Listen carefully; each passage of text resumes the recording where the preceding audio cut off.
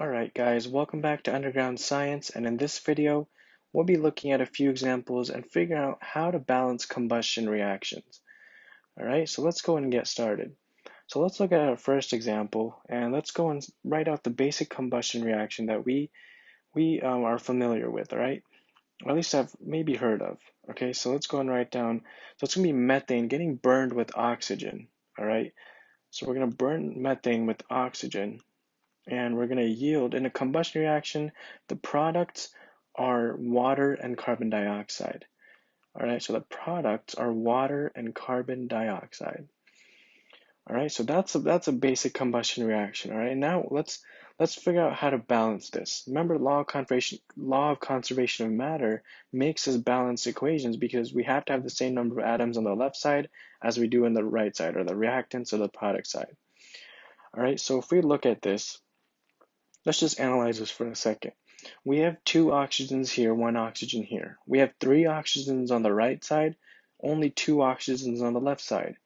We have 1 carbon on the left side, 1 carbon on the right side. So it looks like the carbon's balanced. We have 2 hydrogens on the right side and 4 hydrogens on the left side. All right, so first thing what you want to do is you want to start out by balancing. What I like to do, I just like to start off by balancing. I like to leave oxygen last, oxygen for the last. All right, because oxygen is just lonely here, so I want to leave it for the last. It's just easier, and we'll see how later. All right, so let's leave oxygen for later. Let's save the best for last, and let's go ahead and try to balance the hydrogens out. All right, so the hydrogens, if we try to balance hydrogens out, we're going to end up adding a 2 here, right? Because our goal is to balance the hydrogens. If we add a 2 here, we have 4 hydrogens, 4 hydrogens. All right, sweet. But then we arise another problem, right? We have another problem. We have 2 oxygens here, 2 oxygens here, so a total of 4 oxygens on the product side. But then if we come over here, we only have 2 oxygens here. So now we have to go ahead and balance the oxygens. Well, all we have to do here is just add a 2, right? So now we're going to have 4 oxygens on the left side, 4 oxygens on the right side. We're going to have 1 carbon, right, balanced, and we're going to have 4 hydrogens and 4 hydrogens. So we have a balanced combustion reaction here. But this was a simple problem, all right? This wasn't as hard, or it's not as hard as our future 2 problems will be. All right, so let's look at another one. Let's look at an alkane. All right, in specific, let's look at, let's look at pentane. All right, so pentane is going to be, well, pent, you can just tell that we have 5 carbons, and then if it's an alkane, we have to, with the formula is going to be 2n plus 2, and we'll go over that in a future video, but pentane is pretty much C5H12. It's a hydrocarbon.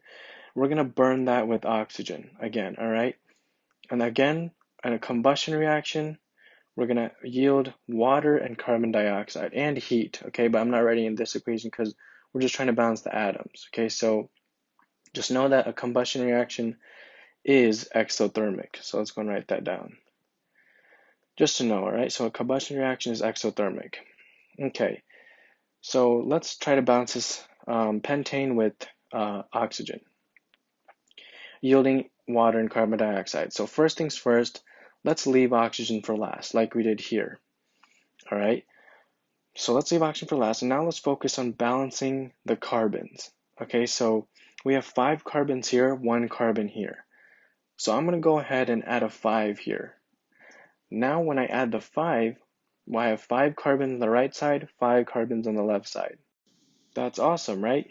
Now we're going to balance the hydrogens. If we see here, we got 2 hydrogens here and we got 12 hydrogens here. So what I'm going to do is I'm going to add 6 here as a coefficient. Now we have 12 hydrogens here and we got 12 hydrogens here. So that's balanced. Now we have to balance the oxygens. Well, we have 6 oxygens here because of this coefficient we just added of 6. And then we have a whooping 10 oxygens here. So 10 plus 6 is 16. So let's go and keep that in track here, right? So we don't lose track. So we have 16 oxygens here on the product side. Because again, 6 plus 10, all right, is 16. On the reactant side, we only have 2 oxygens. So what do I do here where I'm going to get 16 oxygens? Right? I just have to add an 8. So we're just going to add an 8 here. Now we're going to have 16 oxygens here, and we have 16 oxygens on this side. We have 12 hydrogens here, 12 hydrogens here, 5 carbons, and 5 carbons. So this equation is balanced, all right? Pentane burned with oxygen yields H2O and CO2 is now balanced. So now let's look at another example. We're going to burn butane with oxygen now. Let's see what happens now, right? So butane, but means 4 carbons, and then we have an alkane, which means we're going to have 2N plus 2, right? So we're going to have, so 4 times 2 is 8, plus 2 is 10, so 10 hydrogens. And then we're going to add that with, we're going to burn it with oxygen and yield a combustion reaction yielding water and CO2. All right, now let's see what happens here. So let's go and do whatever we've been doing before. Let's leave oxygen for last. Let's start by balancing the carbons. All right, we have 1 carbon on the product side, 4 carbons on the reactant side. So what I'm going to do, I'm going to take this and I'm going to add a 4 on it. All right, so now we got 4 carbons here on the product side and 4 carbons on the reactant side. Next, let's balance the hydrogens. We have 10 hydrogens here and we have 2 hydrogens here. So what am I supposed to do on the product side so that I will match the number of hydrogens on the reactant side? Because I have 2 hydrogens here, but I have 10 here. So we can just add a 5 here, right? So now we're going to have 10 hydrogens here and 10 hydrogens here, so hydrogens are good, right? We balance hydrogen. Last but not least, let's go and look at how to balance the oxygen on both sides of the equation. We have 8 oxygens here because 4 times 2 is 8, and then we have 5 oxygens here. So let's go and keep track of this. So on the product side, right, we're doing oxygens now, we did everything else. We have 8 oxygens here on the CO2, and then we have, I mean not on the CO2, but if you multiply it by 4, then we have 8, and we have 5 oxygens here because 5 times 1 is 5. All right, so let's go, 8 plus 5 is 13. So let's go and write that down. We have 13 oxygens on the product side. Now let's go ahead and jump to the reactant side. We only have 2 oxygens here. How am I supposed to get 13 oxygens? Well, what I'm going to do is I'm just going to multiply this by 6.5. All right, so let's do that. Let's see what happens when we multiply that by 6.5. We're going to add the coefficient 6.5 here. So let's go and rewrite this real quick. So we're going to have our butane, right? And we're going to add our 6.5 atoms of diatomic oxygen, yielding 13 atoms of oxygen, which is what we wanted. All right, because 6.5 times 2 is 13. And then we have 5 molecules of water and 4 molecules of carbon dioxide. All right, so let's go and write that down. So now let's go and count this up again. We're doing oxygen, right? 4 times 2 is 8 plus 5, which we said was 13 oxygens. We also have 13 oxygens here now because 6.5 times 2 is 13. But we can't have a decimal in terms of our coefficient that represents our number of atoms. We can't have a decimal number. We need a whole number. The only way to do that is just multiply the whole thing by 2, because if you do one thing to the reactant side, you have to do that same thing to the product side.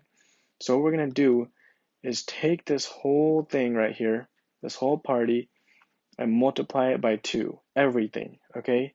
So this is what's going to yield. So we're going to have 2 butane compounds, plus we're going to have 13 diatomic oxygen molecules.